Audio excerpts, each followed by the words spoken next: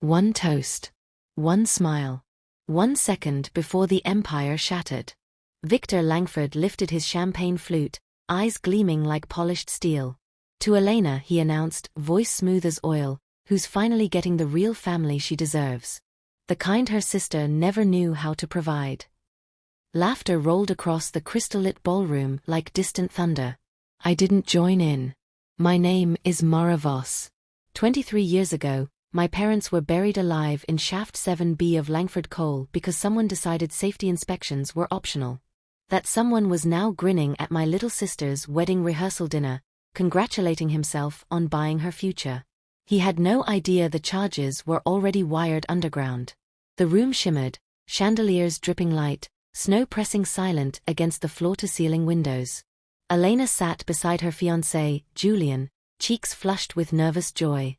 She caught my gaze for half a heartbeat, then looked away. She always looked away when the past tried to surface. Victor kept talking. Elegant words about legacy, stability, new beginnings. Each syllable felt like rebar being driven deeper into soil that had already cracked long ago. I waited. When the jazz dipped into silence between songs, I stood. Chairs scraped. Conversations faltered. Mr. Langford, I said, voice low enough that the microphones barely caught it. How much does a stable foundation actually cost when you're the one cutting corners? A few guests chuckled nervously, thinking it was banter. Victor's smile tightened, just a fraction. The engineer speaks, he murmured, amused. Always measuring. I tilted my head. I measure what's missing. Like rebar. Like ventilation. Like the truth. His phone vibrated once. Then twice.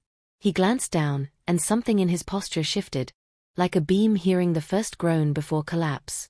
The screen read, Federal Task Force, Langford Holdings subpoena executed 14 minutes ago. I didn't smile. I simply waited. Flashback hit me like coal dust, sirens screaming through a frozen February night, my 17-year-old hands gripping the fence while searchlights stabbed the dark. They told us it was a freak seismic event.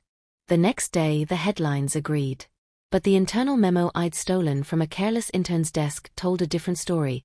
Cost savings approved, eliminate secondary supports. Langford. For 2 decades I carried that paper like shrapnel. By day I designed bridges that would never fall. By night I raised Elena on thrift store dreams and whispered promises that one day things would be solid again. Julian stood suddenly. Dad, what the hell is this? He held up his own phone, face ashen. Emails. Transfers. Shell companies. His own signature, forged, on documents that funneled safety funds into offshore accounts. Victor's glass trembled. Wine sloshed over the rim like spilled blood. Elena looked between us, eyes wide, realizing the fairy tale aisle she'd been walking led straight into a grave. I stepped forward. They didn't die in an accident, Elena. They were erased for profit. And every dollar he spent on this wedding came from the same account that bought their silence. Guests began filming. Phones glowed like tiny headlamps in the dark. Victor tried to speak, but the words cracked. You have no proof. The massive projection screen behind the head table flickered. Headlines cascaded down. Langford Coal, decades-old cover-up exposed. Federal agents raid headquarters, CEO Victor Langford named in wrongful death class action. He dropped the glass. It shattered across marble like the first cave-in. Elena rose on shaking legs. Julian reached for her. She pulled away, not from him, but from everything that glittered on the surface and rotted beneath. She walked toward me. Stopped. Tears carved tracks through mascara. You could have warned me. I tried, I whispered. Every time I said, be careful what you build your life on, I was warning you. She looked back at Victor. Small now, diminished. Then at Julian, who stood frozen, horrified. Slowly she took his hand anyway. Not forgiveness.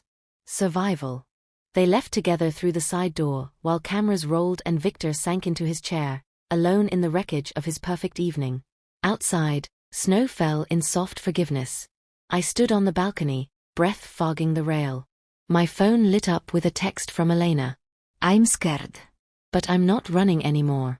Thank you for giving me ground that won't disappear. I slipped my father's worn surveyor's compass from my coat pocket and pressed it to my heart.